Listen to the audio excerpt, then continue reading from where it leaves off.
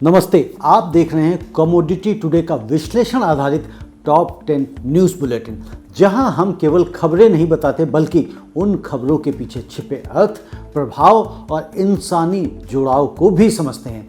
आज की हमारी टॉप स्टोरीज में विरासत है, वैश्विक व्यापार है, जियोपॉलिटिकल टेंशन है, तकनीकी क्रांति है और सबसे बढ़कर है आम लोगों की जिंदगी पर पड़ने वाला असर। पूर्वोत्तर भारत में चावल की विरासत को समर्पित एक ऐतिहासिक उत्सव से लेकर एशियाई चावल बाजार में मांग आपूर्ति के बदलते समीकरण तक, जापान के निजी चावल आयात में उछाल से लेकर अमेरिका भारत सोलर व्यापार विवाद तक, अमेरिकी कॉर्न निर्यात में गिरावट, जिम्बाब्वे का खनिज निर्यात प्रतिबंध, खाड़ी देशों के तेल रणनीति, मिस्र के खजूर निर्यात की मिठास, हर खबर अपने साथ एक बड़ा सवाल लेकर आती है। क्या दुनिया की नीतियां और बाजार निर्णय हमारे रोजमर्रा के जीवन को पहले से ज्यादा प्रभावित कर रहे हैं? आइए शुरू करते हैं आज की पहली खबर से। North east festival of rice, विरासत, विज्ञान और भविष्य का संगम। पूर्वोत्तर भारत की सांस्कृतिक धड़कन कहे जाने वाले चावल को समर्पित एक ऐतिहासिक आयोजन 26 फरवरी 2026 को नागालैंड के चुमोके दिमा में आयोजित किया गया। North east festival of rice grains of heritage नाम से आयोजित यह उत्सव एग्री एक्सपो परिसर में संपन्न हुआ, जहां परंपरा, खेती और भविष्य की रणनीति एक ही मंच पर दिखाई दी। यह आयोजन नॉर्थ ईस्टर्न काउंसिल के सहयोग से और इंटेक नागालैंड के तत्वाधान में हुआ। इसका उद्देश्य केवल एक फेस्टिवल मनाना नहीं था, बल्कि चावल की उस विरासत को सामने लाना था जिसने सदियों से पूर्वोत्तर भारत की पहचान, अर्थव्यवस्था और सामाजिक ताने बाने को मजबूती दी है। इस कार्यक्रम में कृषि वैज्ञानिक, शोधकर्ता, नीति निर्माता, किसान प्रतिनिधि और सामुदायिक नेता एक साथ आए। चर्चा का केंद्र था पारंपरिक धान की किस्मों का संरक्षण, बदलते जलवायु परिदृश्य में खेती की स्थिरता और युवाओं को कृषि से जोड़ने की रणनीति। क्यों खास है ये आयोजन? पूर्वोत्तर भारत केवल प्राकृतिक सुंदरता के लिए नहीं, बल्कि अपनी बायोडाइवर्सिटी और पारंपरिक धान की सैकड़ों स्वदेशी किस्मों के लिए भी जाना जाता है। ये किस्में सिर्फ अनाज नहीं हैं, बल्कि स्थानीय समुदायों की पहचान, उनके त्योहारों, खानपान और जीवन शैली का अभिन्न हिस्सा हैं। लेकिन आज जलवायु परिवर्तन, असंतुलित वर्षा और आधुनिक हाइब्रिड किस्मों की बढ़ती निर्भरता के कारण कई पारंपरिक धान प्रजातियां विलुप्त होने के कगार पर हैं। ऐसे में यह फेस्टिवल एक चेतावनी भी है और एक समाधान की दिशा भी। इस खबर के मायने क्या हैं? पहला बड़ा संदेश यह है कि कृषि केवल उत्पादन का विषय नहीं, बल्कि सांस्कृतिक और पारिस्थितिक संतुलन का भी प्रश्न है। दूसरा, नीति स्तर पर यह संकेत है कि क्षेत्रीय विविधता को संरक्षित करने के लिए स्थानीय सरकारें और संस्थाएं गंभीर हैं। तीसरा, यह आयोजन बताता है कि आने वाले समय में सस्टेनेबल फार्मिंग केवल एक नारा नहीं रहेगा, बल्कि नीति और व्यवहार दोनों का हिस्सा बनेगा। नागालैंड की नई एग्रीकल्चर पॉलिसी 2026 से उम्मीद की जा रही है कि वह स्वदेशी धान किस्मों के संरक्षण, मूल्य संवर्धन और बाजार तक पहुंच को मजबूती देगी। इसका सीधा लाभ छोटे और सीमांत किसानों को मिल सकता है। किस पर क्या प्रभाव पड़ेगा? तो किसानों पर अगर हम प्रभाव की बात करें तो पारंपरिक किस्मों को प्रोत्साहन मिलने से उन्हें बेहतर मूल्य मिल सकता है। अगर ब्रांडिंग और जीआई टैगिंग की दिशा में कदम बढ़ते हैं तो स्थानीय धान राष्ट्रीय और अंतर्राष्ट्रीय बाजार में भी पहचान बना सकता है। युवाओं पर इसका क्या प्रभाव पड़ेगा? तो कृषि को यदि आधुनिक तकनीक, स्टार्टअप मॉडल और प्रोसेसिंग यूनिट्स से जोड़ा गया तो युवाओं के लिए यह केवल खेत तक सीमित पेशा नहीं रहेगा, बल्कि एक उद्यम का अवसर बन सकता है। पर्यावरण पर प्रभाव की अगर हम बात करें तो स्वदेशी किस्में अक्सर स्थानीय जलवायु के अनुकूल होती हैं और कम रासायनिक इनपुट की मांग करती हैं। इससे मिट्टी की सेहत बेहतर रहेगी और कार्बन फुटप्रिंट भी कम होगा। नीति निर्माताओं पर अगर हम प्रभाव की बात करें तो यह आयोजन एक संकेत है कि कृषि नीतियों को क्षेत्रीय विशेषताओं के अनुसार तैयार करना होगा। एक ही मॉडल पूरे देश पर लागू नहीं किया जा सकता। भावनात्मक और व्यक्तिगत जुड़ाव, अगर हम अपने घर की थाली में परोसे गए चावल को देखें तो वह सिर्फ एक अनाज नहीं, बल्कि किसी किसान की मेहनत, किसी परिवार की परंपरा और किसी क्षेत्र की मिट्टी की खुशबू लेकर आता है। पूर्वोत्तर के कई गांवों में धान की बुवाई और कटाई केवल कृषि गतिविधियां नहीं, बल्कि सामूहिक उत्सव होते हैं। जब कोई पारंपरिक धान की किस्म खत्म होती है तो वह केवल बायोडाइवर्सिटी का नुकसान नहीं बल्कि एक संस्कृति का भी नुकसान होता है। इसलिए यह फेस्टिवल हमें यह सोचने पर मजबूर करता है, क्या हम केवल अधिक उत्पादन की दौड़ में अपनी जड़ों को भूल रहे हैं? आज जब जलवायु परिवर्तन की चुनौतियां सामने हैं तो शायद समाधान हमारी पुरानी परंपराओं में ही छिपा हुआ है। North east festival of rice केवल एक कार्यक्रम नहीं था, यह एक संदेश था कि विरासत को बचाए बिना भविष्य सुरक्षित नहीं हो सकता। तो चलिए बढ़ते हैं अगली खबर की तरफ। एशियाई बाजार पर दबाव। एशिया के चावल व्यापार से जुड़ी एक बड़ी और दूरगामी असर वाली खबर सामने आई है। फिलीपींस ने मार्च और अप्रैल 2026 के लिए अपने चावल आयात को घटाकर लगभग 1.5 लाख टन प्रतिमाह करने की योजना बनाई है। यह संख्या पिछले महीनों के औसत 4 लाख टन प्रतिमाह से काफ़ी कम है। यह फैसला ऐसे समय में आया है जब वियतनाम अपने विंटर स्प्रिंग सीजन की धान कटाई के चरम पर पहुंच रहा है, यानी बाजार में सप्लाई बढ़ रही है, लेकिन सबसे बड़े खरीदारों में से एक मांग घटा रहा है। यही वह समीकरण है जो अंतर्राष्ट्रीय चावल कीमतों पर दबाव बना सकता है। इस फैसले के पीछे क्या रणनीति है? फिलीपींस का तर्क साफ है। मार्च और अप्रैल उसके अपने स्थानीय धान उत्पादन के महीने हैं। अगर इसी समय बड़े पैमाने पर आयात जारी रहा तो घरेलू किसानों को उचित मूल्य नहीं मिल पाएगा। इसलिए सरकार ने आयात कम करके स्थानीय बाजार को स्थिर करने की रणनीति अपनाई है, ताकि फसल कटाई के समय किसानों को कीमतों में गिरावट का सामना न करना पड़े। यह कदम घरेलू राजनीति, फूड सिक्योरिटी और किसान हित तीनों को संतुलित करने की कोशिश है। लेकिन वियतनाम के लिए इसका क्या मतलब है? वियतनाम के लिए फिलीपींस केवल एक ग्राहक नहीं है बल्कि सबसे बड़ा खरीदार रहा है। जब इतना बड़ा खरीदार अचानक आयात घटाता है तो दो सीधी चुनौतियां सामने आती हैं। निर्यात की मात्रा पर दबाव, धान और चावल की कीमतों में गिरावट का जोखिम। हालांकि तस्वीर पूरी तरह नकारात्मक भी नहीं है। जनवरी 2026 में वियतनाम के चावल निर्यात ने मजबूत शुरुआत की।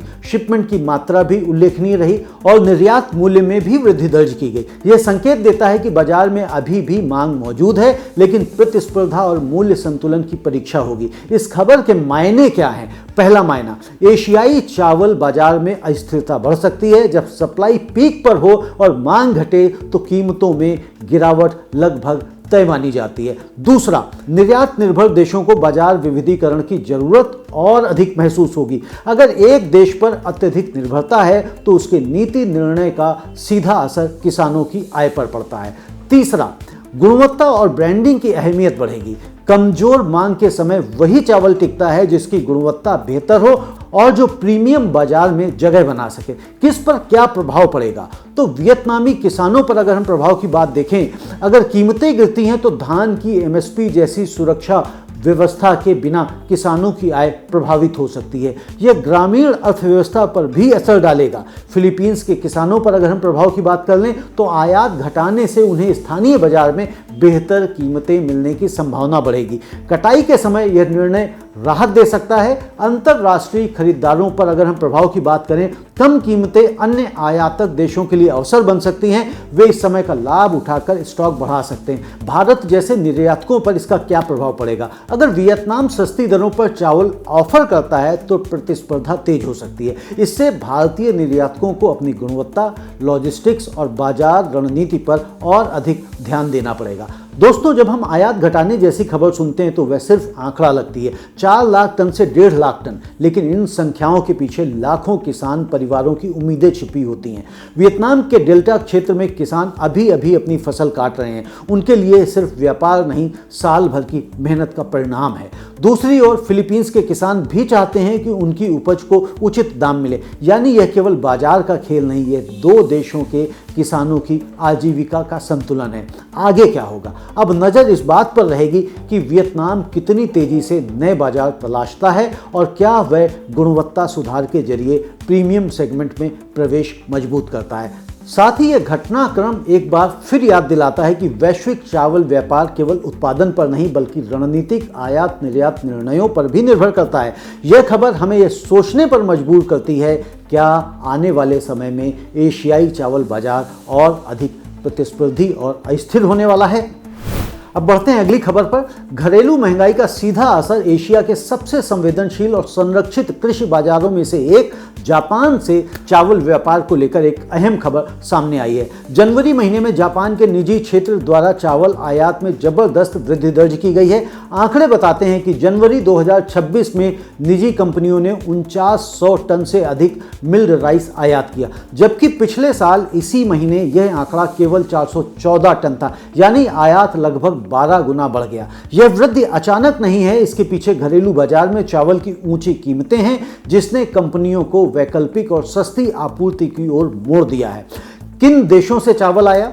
आयातित चावल में सबसे बड़ी हिस्सेदारी रही यूनाइटेड स्टेट्स की 3443 टन, इसके बाद थाईलैंड से 391 टन और वियतनाम से 280 टन चावल आयात किया गया। यह आंकड़ा केवल व्यापारिक लेन देन नहीं दर्शाता, बल्कि एशियाई और वैश्विक चावल प्रतिस्पर्धा की दिशा भी बताता है। जापान का आयात ढांचा कैसे काम करता है? जापान में चावल आयात के दो मुख्य रास्ते हैं। सरकारी मिनिमम एक्सेस व्यवस्था, जिसके तहत एक निश्चित मात्रा में चावल आयात की अनुमति है। निजी कंपनियों द्वारा आयात, जिसमें 341 येन प्रति किलोग्राम यानी कि लगभग $2 का टैरिफ देना पड़ता है। दिलचस्प बात यह है कि कृषि मंत्रालय के अनुसार इस भारी टैरिफ के बावजूद आयातित चावल घरेलू चावल से सस्ता पड़ रहा है।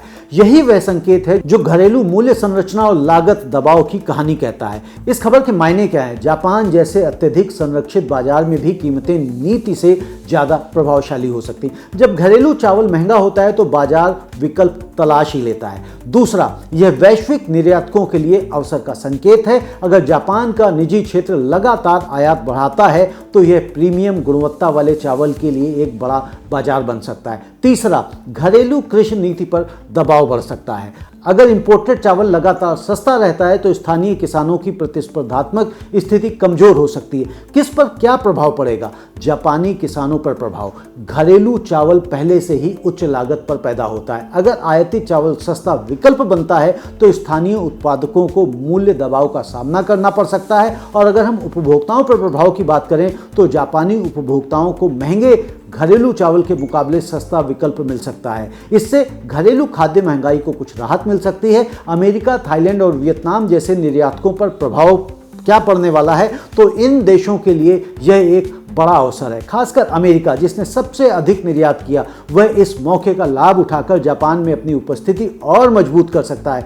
भारत जैसे देशों के लिए क्या संकेत है? यदि जापान गुणवत्ता आधारित आयात बढ़ाता है तो भविष्य में भारतीय निर्यातकों के लिए भी निश या विशेष किस्मों के जरिए प्रवेश का अवसर बन सकता है। दोस्तों, जापान में चावल केवल भोजन नहीं बल्कि संस्कृति और पहचान का प्रतीक है। हर जापानी परिवार की थाली में परोसा गया चावल एक परंपरा, एक अनुशासन और एक कृषि विरासत को दर्शाता है। लेकिन जब वही चावल आम उपभोक्ताओं की पहुंच से महंगा होने लगे तो सवाल केवल व्यापार का नहीं बल्कि जीवन यापन की लागत का बन जाता है। दूसरी ओर दुनिया के किसी खेत में, चाहे वह अमेरिका का खेत हो या वियतनाम का डेल्टा, किसान ये उम्मीद लेकर फसल काट रहा है कि उसे एक स्थिर और लाभकारी बाजार मिलेगा। यह खबर हमें बताती है कि आज चावल का व्यापार सीमाओं से परे जुड़ा हुआ है। एक देश में कीमत बढ़ती है तो दूसरे देश के किसानों के लिए अवसर बन जाता है। आगे की तस्वीर, अगर जापान में घरेलू कीमतें ऊंची बनी रहती हैं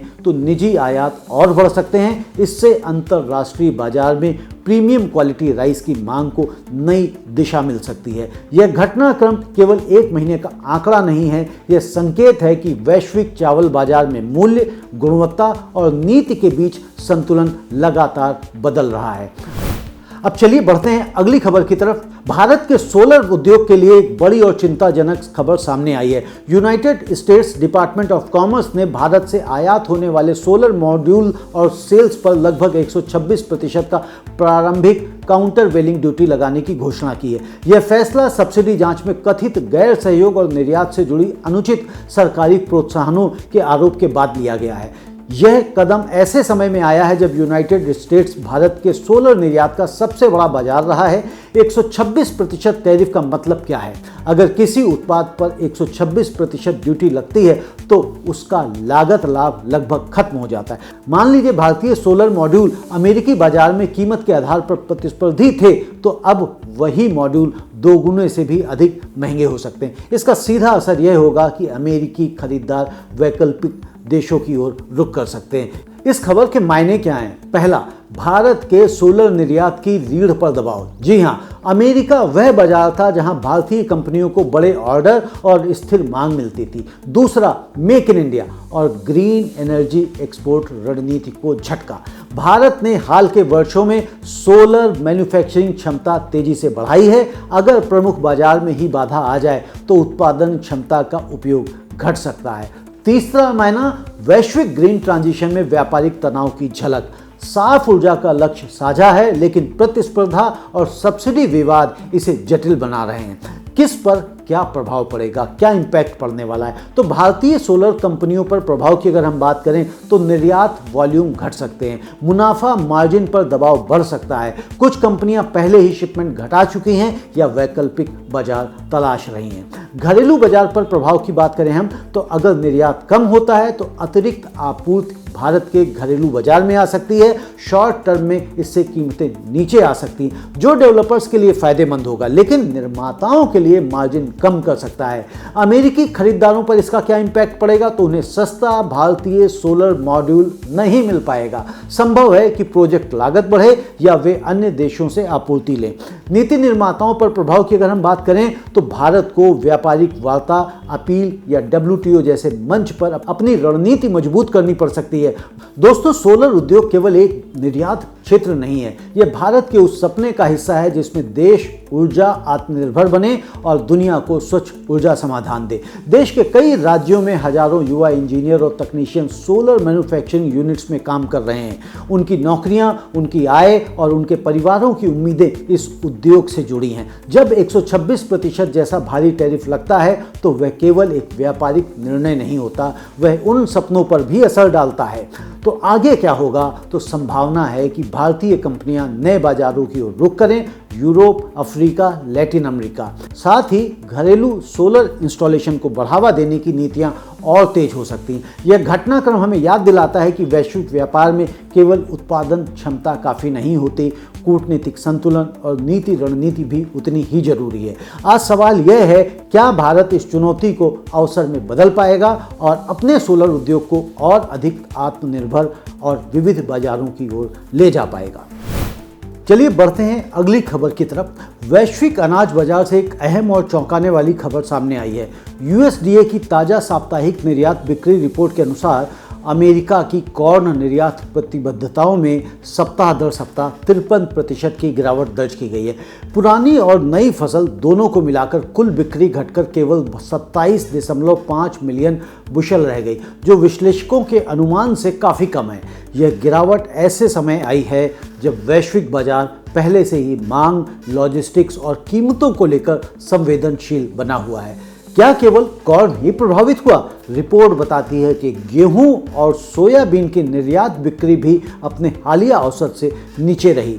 हालांकि एक राहत की बात यह है कि वास्तविक शिपमेंट अब भी मजबूत बने हुए हैं, खासकर Japan, South Korea, Mexico, Colombia और अल्जीरिया जैसे देशों को। यानी ऑर्डर बुक कमजोर दिख रही है, लेकिन पहले से किए गए सौदों के तहत माल की ढुलाई जारी है।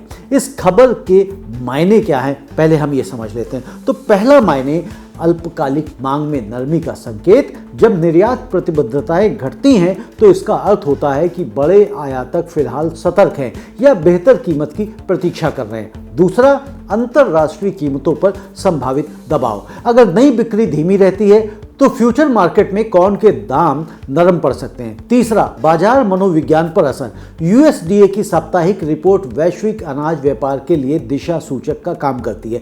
एक कमजोर रिपोर्ट अक्सर ट्रेडर्स के बीच नकारात्मक भावना पैदा कर देती है, जिससे अल्पकालिक उतार चढ़ाव तेज हो सकते हैं। लेकिन पूरी तस्वीर क्या कहती है? तो महत्वपूर्ण बात यह है कि 2025-26 मार्केटिंग वर्ष के लिए कुल कॉर्न बिक्री अब भी पिछले वर्ष की गति से आगे है। इसका मतलब यह है कि दीर्घकालिक रुझान पूरी तरह नेगेटिव नहीं हुआ है। यह गिरावट फिलहाल निकट अवधि की नरमी को दर्शाती है, ना कि संरचनात्मक मांग संकट को।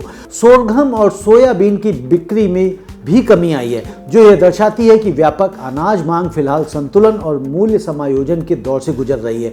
किस पर क्या प्रभाव पड़ा यह भी हम सब देख लेते हैं। तो अमेरिकी किसानों पर अगर हम प्रभाव की बात करें तो कॉर्न की कीमतों में संभावित गिरावट उनकी आय पर दबाव डाल सकती है। हालांकि यदि वार्षिक बिक्री ट्रेंड मजबूत बना रहता है तो यह झटका अस्थायी हो सकता है। आयातक देशों पर प्रभाव की अगर हम बात करें तो कमजोर नई बिक्री और संभावित मूल्य नरमी आयातकों के लिए अवसर हो सकती है। वे कम कीमतों पर स्टॉक बना सकते हैं, जिससे खाद्य और पशु आहार लागत नियंत्रित रह सकती है। ग्लोबल कंपटीशन पर इसका क्या प्रभाव है, तो ब्राजील और अर्जेंटीना जैसे बड़े निर्यातकों के लिए यह मौका हो सकता है कि वे अपने बाजार हिस्से को मजबूत करें। फीड और पशुपालन उद्योग पर प्रभाव की अगर हम बात करें तो अगर कॉर्न सस्ता होता है तो पोल्ट्री, डेयरी और मांस उद्योग को लागत में राहत मिल सकती है, जिसका लाभ अंततः उपभोक्ताओं तक ही पहुंच सकता है।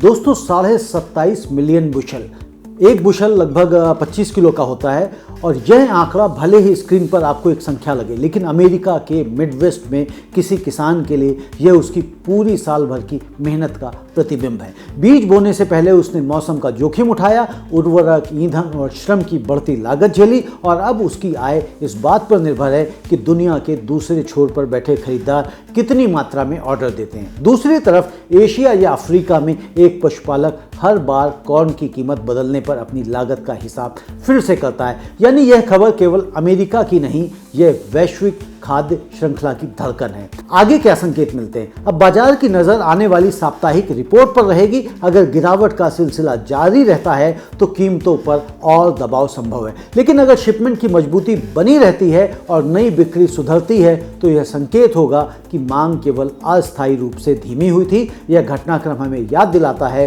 कि वैश्विक अनाज व्यापार केवल उत्पादन का खेल नहीं है, यह भरोसे, समय, मूल्य संतुलन और अंतरराष्ट्रीय संबंधों का जटिल ताना बाना है। चलते हैं अगली अंतरराष्ट्रीय खबर पर। अफ्रीका से एक बड़ी और रणनीतिक महत्व की खबर सामने आई है। जिम्बाब्वे की सरकार ने सभी कच्चे खनिजों और लिथियम कॉन्सेंट्रेट के निर्यात पर तत्काल और अनिश्चितकालीन प्रतिबंध लगा दिया है। यह प्रतिबंध केवल नए शिपमेंट तक सीमित नहीं है, बल्कि उन खेपों पर भी लागू होगा जो पहले से ट्रांजिट में हैं। यह फैसला देश के खनन क्षेत्र में कथित अनियमितताओं, पारदर्शिता की कमी और घरेलू स्तर पर अधिक वैल्यू एडिशन सुनिश्चित करने की आवश्यकता को देखते हुए लिया गया है। सरकार का तर्क इसमें क्या है? जिम्बाब्वे के खनन मंत्री ने स्पष्ट किया कि यह कदम राष्ट्रीय हित में उठाया गया है। सरकार का मानना है कि कच्चे खनिजों का सीधे निर्यात करने से देश को सीमित आर्थिक लाभ मिलता है। अगर इन्हीं संसाधनों को देश के भीतर प्रोसेस किया जाए, रिफाइनिंग की जाए, बैटरी ग्रेड सामग्री निर्माण या अन्य वैल्यू एडिशन के जरिए, तो रोजगार, कर राजस्व और औद्योगिक विकास को कई गुना बढ़ाया जा सकता है। क्यों खास है लिथियम? लिथियम आज की दुनिया में सफ़ेद सोना है, व्हाइट गोल्ड कहा जा रहा है। इलेक्ट्रिक वाहनों, बैटरी स्टोरेज और नवीकरणीय ऊर्जा प्रणालियों में इसकी भूमिका निर्णायक है। जिम्बाब्वे अफ्रीका के प्रमुख लिथियम उत्पादकों में से एक है और उसके पास महत्वपूर्ण रणनीतिक खनिज भंडार है। ऐसे में यह प्रतिबंध केवल घरेलू नीति नहीं, बल्कि वैश्विक सप्लाई चेन के लिए भी एक बड़ा संकेत है। इस खबर के मायने क्या हैं, ये समझ लेते हैं। तो पहली बात, संसाधन राष्ट्रवाद की वापसी। खनिज संपन्न देश अब केवल कच्चा माल बेचने की बजाय वैल्यू चेन में ऊपर उठना चाहते हैं। दूसरा, वैश्विक बैटरी और ईवी उद्योग पर संभावित असर। अगर लिथियम कॉन्सेंट्रेट की आपूर्ति अचानक रुकती है तो अंतरराष्ट्रीय बाजार में कीमतों में अस्थिरता आ सकती है। तीसरा, घरेलू उद्योग के लिए अवसर और चुनौती दोनों हैं। देश में प्रोसेसिंग प्लांट और रिफाइनिंग क्षमता विकसित करनी होगी, जो निवेश, तकनीक और कुशल मानव संसाधन की मांग करती है। अब देखते हैं इसका इम्पैक्ट कहां कहां और किस पर पड़ रहा है। जिम्बाब्वे की अर्थव्यवस्था पर प्रभाव की अगर हम बात करें तो अगर वैल्यू एडिशन सफलतापूर्वक लागू हुआ तो निर्यात मूल्य कई गुना बढ़ सकता है, लेकिन शॉर्ट टर्म में विदेशी मुद्रा आय पर दबाव भी आ सकता है। वैश्विक खरीदारों पर अगर हम प्रभाव की बात करें तो चीन, यूरोप और अन्य बैटरी निर्माता देशों को वैकल्पिक स्रोत तलाशने पड़ सकते हैं। इससे वैश्विक लिथियम सप्लाई चेन में अस्थिरता बढ़ सकती है। स्थानीय खनन कंपनियों पर प्रभाव की अगर हम बात करें तो उन्हें अपनी व्यावसायिक रणनीति बदलनी होगी। कच्चे निर्यात के बजाय घरेलू प्रोसेसिंग और निवेश की दिशा में कदम बढ़ाने होंगे। अफ्रीका के अन्य संसाधन संपन्न देशों पर प्रभाव की अगर हम बात कर लें तो यह कदम एक मिसाल बन सकता है। संभव है कि अन्य देश भी कच्चे खनिज निर्यात पर सख्ती बढ़ाएं। दोस्तों, अफ्रीका के कई देशों की कहानी यही है। कि वे कच्चा माल निर्यात करते हैं और तैयार प्रोडक्ट महंगे दामों पर आयात करते हैं। इस प्रक्रिया में असली मुनाफा वैल्यू एडिशन करने वाले देशों को मिलता है। जिम्बाब्वे का यह कदम उस ऐतिहासिक असंतुलन को बदलने की कोशिश है। देश के युवाओं के लिए यह केवल खनन नहीं बल्कि औद्योगिक विकास और रोजगार के नए अवसर का संकेत हो सकता है। अगर लिथियम की प्रोसेसिंग देश में होती है तो तकनीकी शिक्षा, इंजीनियरिंग और मैन्युफैक्चरिंग सेक्टर को नई दिशा मिल सकती है। आगे क्या होने वाला है? अब दुनिया की नज़र इस बात पर होगी कि जिम्बाब्वे कितनी तेजी से घरेलू प्रोसेसिंग इंफ्रास्ट्रक्चर खड़ा कर पाता है। क्या यह प्रतिबंध लंबी अवधि में आर्थिक मजबूती का आधार बनेगा या अल्पकालिक झटकों से जूझना पड़ेगा? एक बात लेकिन यहाँ पर स्पष्ट है कि खनिज संपदा अब केवल प्राकृतिक संसाधन नहीं रही बल्कि जियोपॉलिटिकल और आर्थिक शक्ति का उपकरण बन चुकी है। यह निर्णय बताता है कि आने वाले वर्षों में संसाधन संपन्न देश अपनी शर्तों पर वैश्विक सप्लाई चेन को परिभाषित करने की कोशिश करेंगे। बाजार और भू राजनीति दोनों के लिए महत्वपूर्ण एक बड़ी खबर सामने आई है। खाड़ी देशों के प्रमुख तेल उत्पादक खासकर सऊदी अरेबिया और यूनाइटेड अरब एमिरेट्स ने क्रूड तेल निर्यात और उत्पादन में तेजी से वृद्धि की है। यह कदम उभरती जियोपॉलिटिकल टेंशंस और संभावित यूनाइटेड स्टेट्स द्वारा ईरान पर सैन्य कार्रवाई की आशंका के बीच उठाया गया है, ताकि अगर ईरान से तेल आपूर्ति में किसी तरह का व्यवधान आता है तो बाजार में सप्लाई जारी रखी जा सके। क्या हो रहा है और क्यों हो रहा है? तो दोस्तों, मिडिल ईस्ट में तनाव बढ़ते ही खासकर संयुक्त राज्य अमेरिका और ईरान के बीच तेल निर्यातक राज्यों ने सावधानीपूर्वक कदम उठाना शुरू कर दिया है। इस दौरान सऊदी अरब ने अपने क्रूड निर्यात को पिछले कुछ हफ्तों में बढ़ाकर लगभग 7.3 मिलियन बैरल प्रतिदिन तक पहुंचा दिया है, जो लगभग 2023 के बाद का उच्चतम स्तर है। संयुक्त अरब अमीरात और अन्य खाड़ी राज्य भी निर्यात बढ़ा रहे हैं ताकि वैश्विक ऊर्जा आपूर्ति को स्थिर रखा जा सके। यह बढ़ोतरी कंटिंजेंसी प्लान के रूप में की जा रही, यानी संभावित युद्ध या तेल वाहनों में व्यवधान की स्थिति में तैयार रहने के लिए पहले से ही अधिक मात्रा में तेल बाजारों में उपलब्ध कराना। इस खबर के मायने क्या हैं? तो दोस्तों, वैश्विक ऊर्जा बाजार के लिए यह एक बड़ा संकेत है। तेल की आपूर्ति और कीमतें बहुत संवेदनशील होती हैं। अगर मध्य पूर्व में युद्ध जैसी स्थिति आती है तो सप्लाई चेन बाधित हो सकती है और तेल की कीमतें तेजी से ऊपर जा सकती हैं। खाड़ी के तेल निर्यातकों का बढ़ा हुआ स्टॉक बाजार को पहले से आश्वस्त करने का प्रयास है। भू राजनीतिक तनाव की वजह से कोई भी व्यवधान भारी मूल्य दिला सकता है। इस तनाव के कारण कई बाजार विश्लेषक यह भी कह रहे हैं कि अगर ईरान पर हमला होता है और स्ट्रेट ऑफ हॉर्मुज बंद या अवरुद्ध हो जाता है तो तेल की वैश्विक कीमतें $100 से $110 प्रति बैरल तक पहुंच सकती हैं। अब अगली अगर हम बात समझें तो खाड़ी पेट्रोस्टेट्स का रणनीतिक इशारा, ये देश न केवल अपनी अर्थव्यवस्थाओं की रक्षा करना चाहते हैं बल्कि यह भी दिखा रहे हैं कि वे आपूर्ति, सुरक्षा और बाजार हिस्सेदारी के मामले में सक्रिय भूमिका निभा सकते हैं। किस पर क्या इम्पैक्ट पड़ने वाला है इस स्टेप से? तो वैश्विक ऊर्जा उपभोक्ताओं पर असर की हम बात करें तो तेल की कीमतें अक्सर सीधे पेट्रोल, डीजल और घरेलू ऊर्जा की कीमतों पर असर डालती हैं। अगर तनाव बढ़ता है और कीमतें ऊपर जाती हैं तो यह आम उपभोक्ताओं की जेब पर सीधा प्रभाव डालेगा। औद्योगिक उत्पादन और महंगाई पर प्रभाव की अगर हम बात कर लें तो ऊर्जा उत्पादन बढ़ने से ट्रांसपोर्ट, फैक्ट्री उत्पादन और वस्तु परिवहन की लागत बढ़ेगी, जो अंततः महंगाई में इजाफा कर सकता है। व्यापार और लॉजिस्टिक्स पर इसका क्या प्रभाव है? तो अगर स्ट्रेट ऑफ हॉर्मुज में व्यवधान आया तो तेल टैंकरों के रूट बदलने होंगे, जिससे शिपिंग लागत बढ़ सकती है और समय में देरी हो सकती है। ऊर्जा निर्यातक देशों की अर्थव्यवस्था पर प्रभाव की अगर हम बात करें तो सऊदी अरब, यूएई और उनके जैसे अन्य तेल उत्पादक देशों को अल्पावधि में लाभ मिल सकता है, क्योंकि वे सामग्री बाजारों में अधिक आपूर्ति लेकर आए हैं।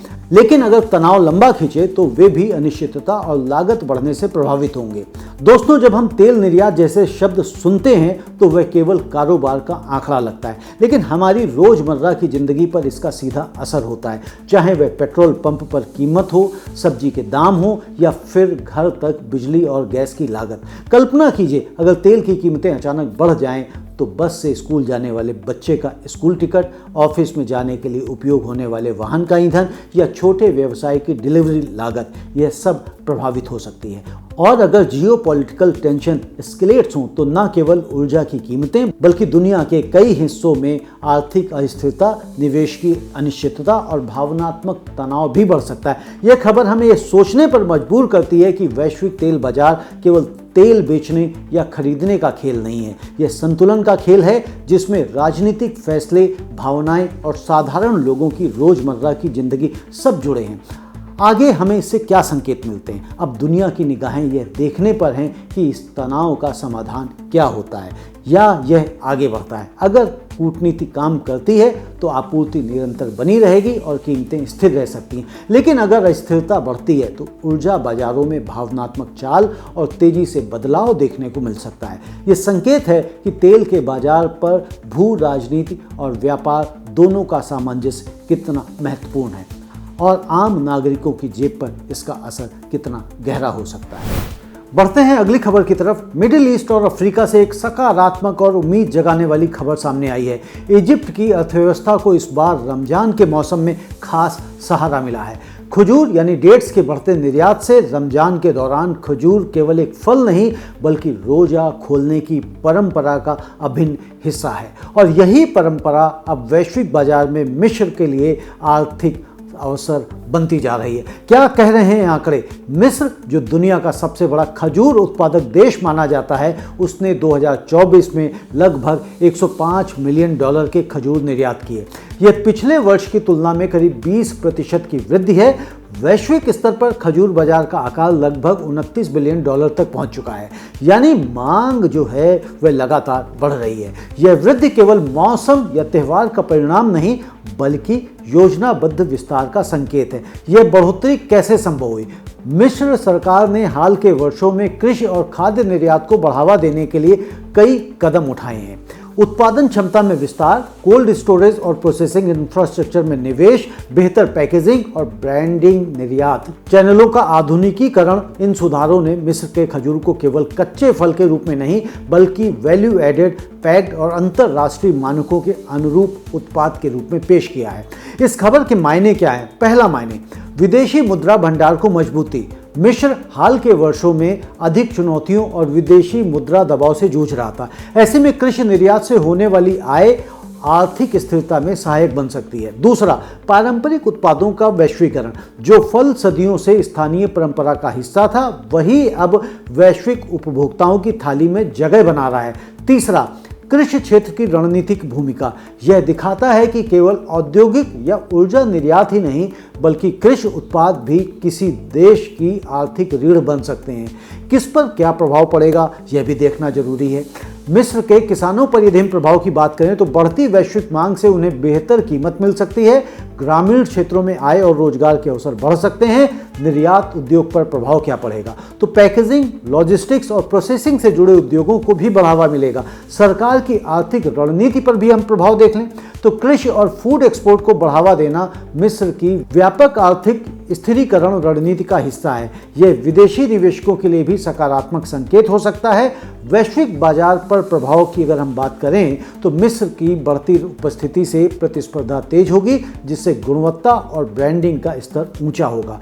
दोस्तों, रमजान के महीने में रोजा खोलते समय खजूर खाना केवल परंपरा नहीं बल्कि आध्यात्मिक जुड़ाव का प्रतीक है। हर खजूर के साथ एक सांस्कृतिक कहानी जुड़ी होती है। अब कल्पना कीजिए मिस्र के किसी छोटे किसान का परिवार जो वर्षों से खजूर की खेती कर रहा है। पहले उसका फल स्थानीय मंडी तक सीमित था लेकिन आज वही खजूर यूरोप, एशिया और अमेरिका के बाजारों तक पहुंच रहा है।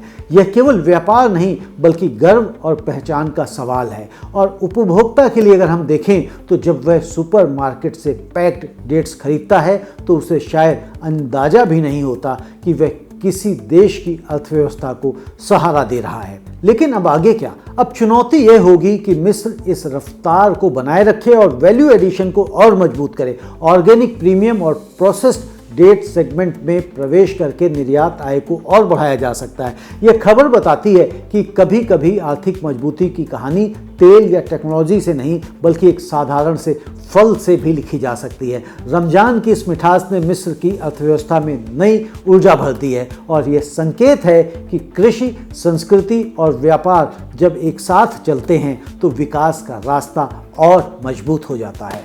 तो ये थी आज की प्रमुख खबरें। जहां विरासत और विज्ञान साथ चले, जहां वैश्विक बाजार ने किसानों की आय को प्रभावित किया, जहां ऊर्जा और खनिज नीति ने जियोपॉलिटिक्स की दिशा तय की, और जहां तकनीक और सामुदायिक पहल ने भविष्य की उम्मीद जगाई, आज की हर खबर हमें एक बात याद दिलाती है कि चाहे वह चावल का खेत हो, सोलर पैनल की फैक्ट्री हो, तेल का कुआं हो या खजूर का बागान, दुनिया की अर्थव्यवस्था और आम इंसान की जिंदगी अब गहराई से जुड़ी हुई है। किसी देश का आयात घटता है तो दूसरे देश का किसान प्रभावित होता है। कहीं टैरिफ लगता है तो कहीं नौकरियां दांव पर लगती हैं, कहीं तकनीक खेत तक पहुंचती है तो कहीं उम्मीद की नई फसल उगती है। और शायद यही आज की सबसे बड़ी सीख है। भविष्य केवल नीतियों से नहीं बल्कि लोगों की भागीदारी, संतुलन और दूरदर्शिता से बनता है। इसी उम्मीद के साथ कि जानकारी आपको समझ दे और समझ आपको बेहतर निर्णय लेने की शक्ति दे, आपसे मैं लेता हूं विदा। कल फिर मिलेंगे, तब तक के लिए आज्ञा दीजिए। धन्यवाद, नमस्ते।